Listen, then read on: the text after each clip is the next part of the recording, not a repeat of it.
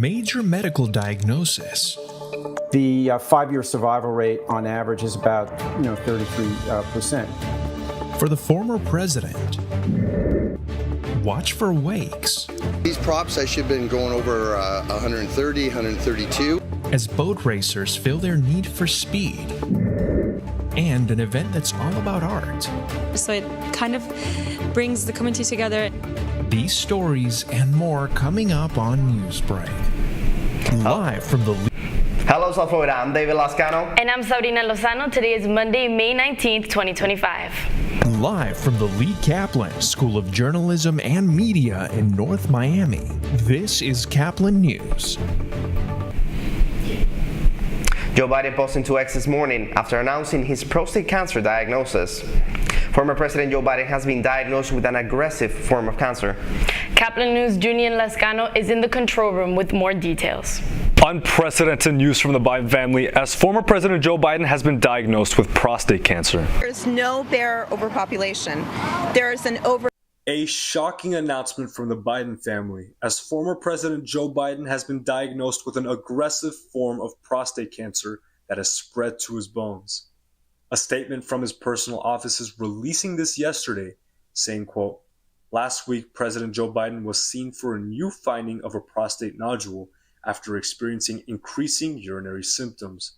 On Friday, he was diagnosed with prostate cancer, characterized by a Gleason score of 9 with metastasis to the bone. While this represents a more aggressive form of the disease, the cancer appears to be hormone sensitive, which allows for effective management."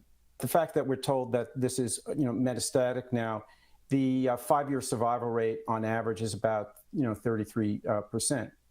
So there are some people that do well and some people that don't do well. The American Cancer Society estimates that 1 out of every 8 men will be diagnosed with prostate cancer during their lifetime. Because there's such a high volume, there's a lot of research dedicated to its treatment. Medical experts say that cancer that has reached the bones can add additional complications. Biden, as I said, has always lived his life in the public eye and has always thought there was a value in showing other people going through difficult times. They added that the 82-year-old and his family are evaluating treatment options. His former Vice President Kamala Harris posting on X, stating, quote, "Joe is a fighter, and I know he will face this challenge with the same strength, resilience, and optimism that he always defined his life and leadership.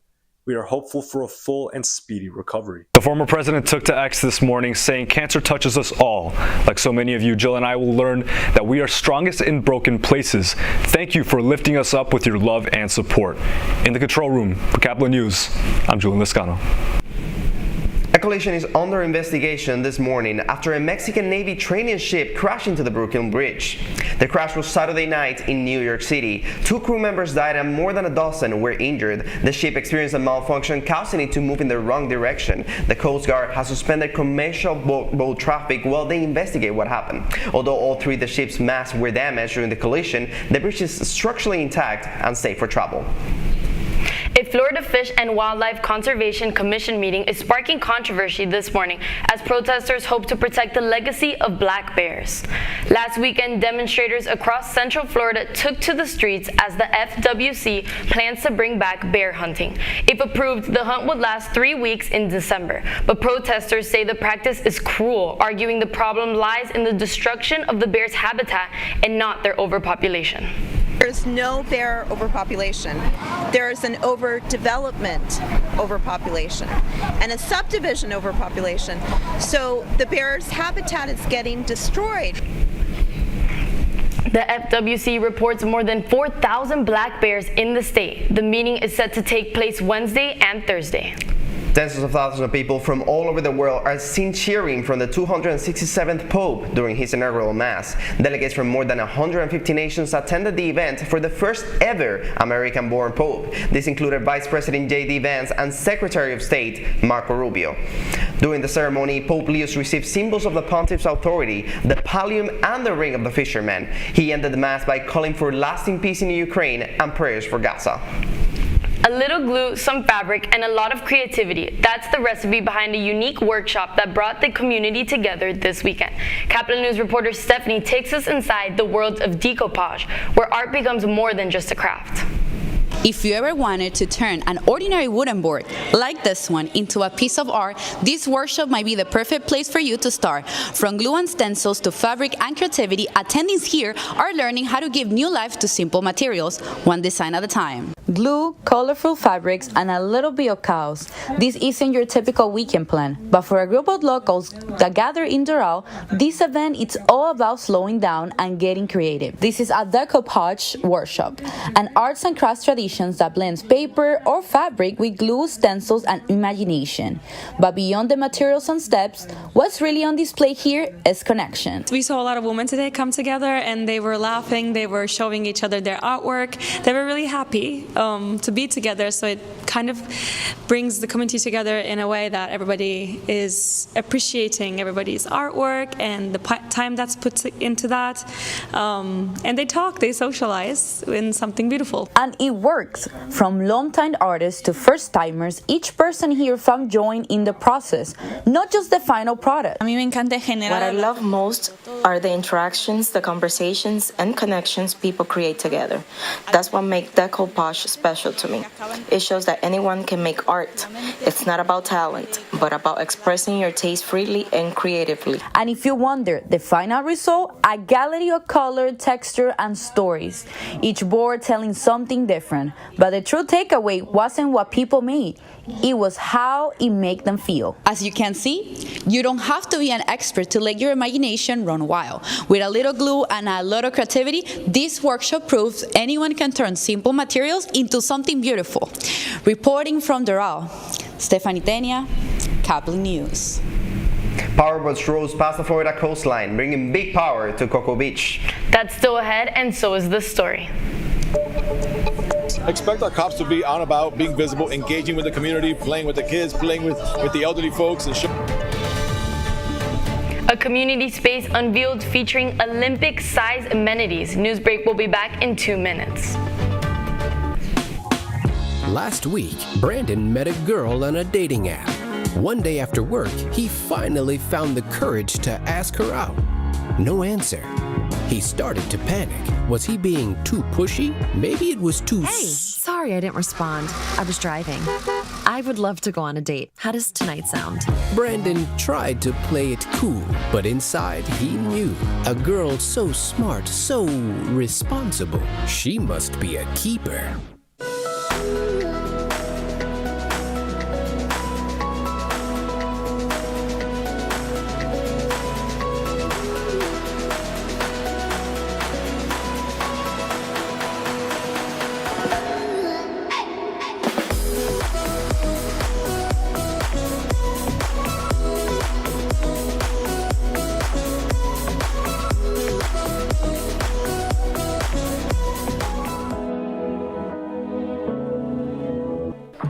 How do you know when you've made the right decision?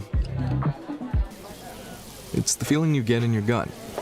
The one that tells you what's right or wrong. It's the one that says, sure, I can have a drink.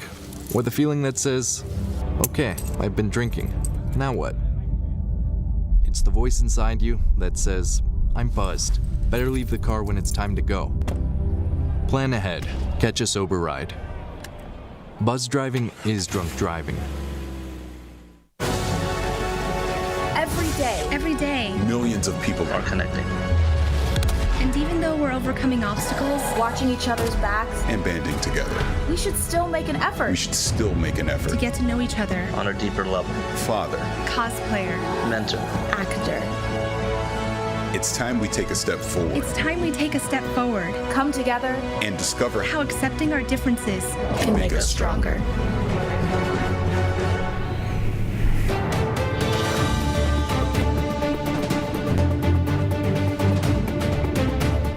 At the center of it all, new aquatic and community centers now open to the public at Doral Central Park. Doral residents now have a new space to gather, stay active, and connect, thanks to the opening of the new facilities. The long-anticipated project features amenities for all ages and aims to become a central space for community life. Kaplan's Ivani Lewski shows us what the new developments brings to the community. The city of Doral is opening its newest facility. Residents gathering here today for its grand opening, marking a big addition to the area's recreational spaces.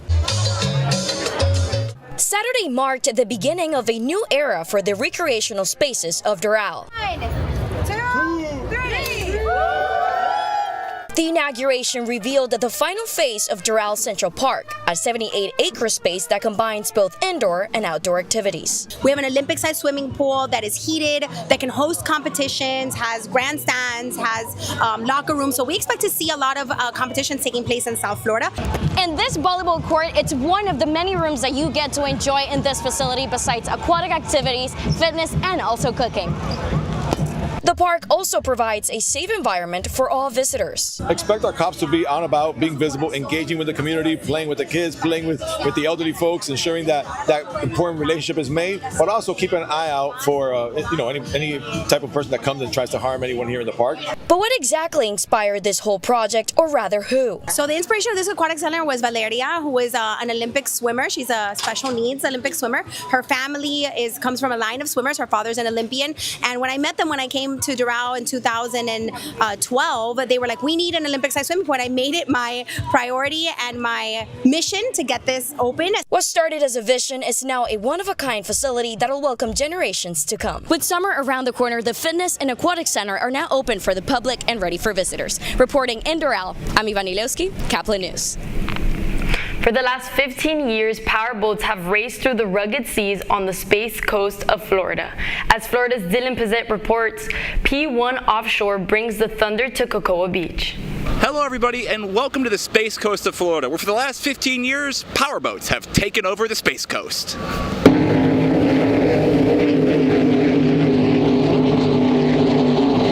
Thunder on Cocoa Beach is an iconic race to the offshore racing scene, having happened for the last 15 years. One of those competitive classes in this year's installment is the Superstock class, featuring 12 entrants. While battling your way through the pack normally is tough enough, when things go wrong, it's not exactly the most pleasant experience in the world. And then I told him that the wheel was off, and he kind of looked over at me and said, "Don't look at me, put the wheel on." I said, "I'm trying." He actually had to pull back quite a bit. We slowed up quite a bit, so a couple boats passed us right there. But once I got the wheel back on, we cut it real hard and made up some time right there and took a little flyer, and the wheel ended up in my hands again, not attached to the boat.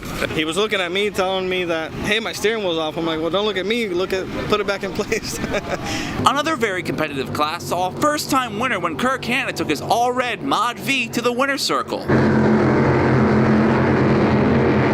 We're pumped, we're excited. We work hard all throughout the winter to get prepared for the season opener race. This is a brand new boat. This will only be the third venue that we've been at in this boat. It's been a podium finish, all three of them. So it's really, we're super excited. The premier class of boats at P1 Offshore events are called Supercats, featuring twin inboard 750 horsepower engines. Supercat driver Chris Grant gave his opinions on the conditions in Cocoa.